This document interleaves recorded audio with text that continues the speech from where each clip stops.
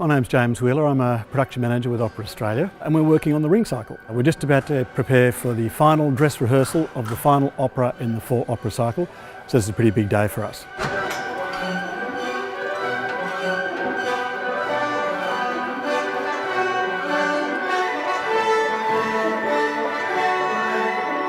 We actually started our bump in on the 19th of September. And we started work in here and also in our rehearsal venues, and we've been going ever since. And now it's November the 18th, so that's 2 months. The Ring Cycle being 4 operas, and 3 of them are quite long operas, just the rehearsal schedule itself takes a very long time. Whereas for a normal opera we might have 1 or 2 stage orchestral performances, we'll have 4, for example, for any Wagner.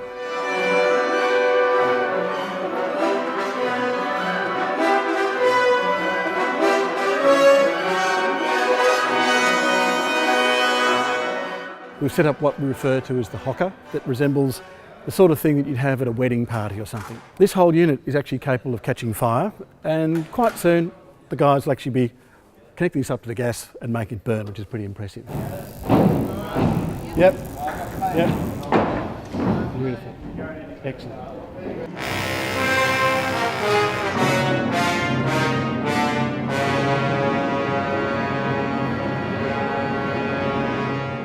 Central control panel for the gas system.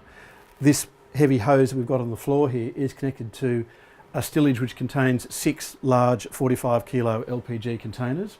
When we're not doing an opera with gas, only 2 operas have the gas, these stillages are actually stored outside the building. And we've actually got them on this side of the fire door as well, so should there be an incident, we can open up, wheel it in, shut the door, run away.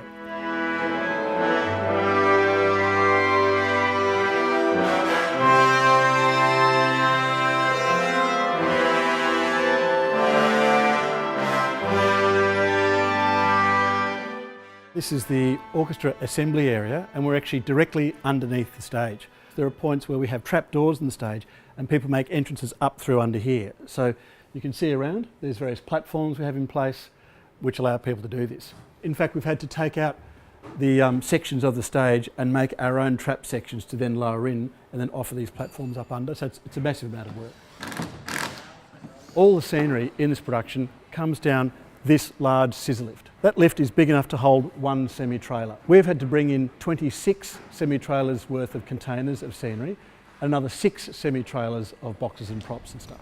So the scenery comes in for the lift, comes down here, we start building it, and then we bring it into the theatre. One of the great things about the State Theatre is it's built in the style of a European opera house, where we have the same amount of stage in the wings either side of the stage and upstage as the main stage area itself. And because of that, it's actually possible for us to do all the operas here. With this production, because it has a revolve, for that to work, it sits on top of the actual stage of the building. We have to actually raise it up about 250 millimetres. That means we've had to actually install box rostra right through the theatre to have a level floor from back in the scenery dock where I was talking about, all the way through here and on the stage proper itself. This is the point from where the revolve is actually controlled. We have a graphical representation of the position of the revolve, whether it's on centre, the speed at which we want it to move. And what the boys were just doing then is just lining it up, so we're back on 0.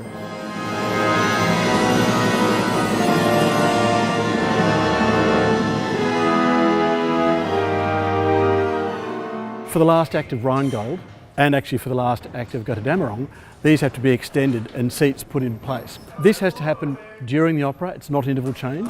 We have a large wall that flies in, and the crew have to do this in relative silence. The reason why we have to do this is there isn't enough room in the building, even though this is the biggest theatre in Australia, for us to actually have all the elements of this particular opera in one place at the one time.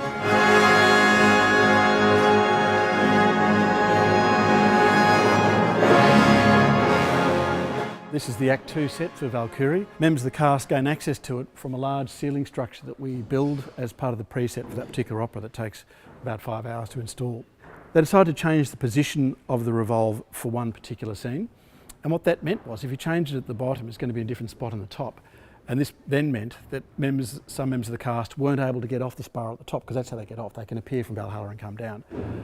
Because of this, we did look at an engineered solution, but it was beyond the budget to actually do. We would have had to extend the ceiling. So the particular member of the cast, she just sits up there with her Kindle, reads a book and sits up there for an hour. Our technical staff are very experienced and know what they're doing. But there are times when you can be on stage and, running a bit late, this interval change going a bit over time. But there's a point where you can't really intervene, you just have to let people do their jobs, because that's what they're good at.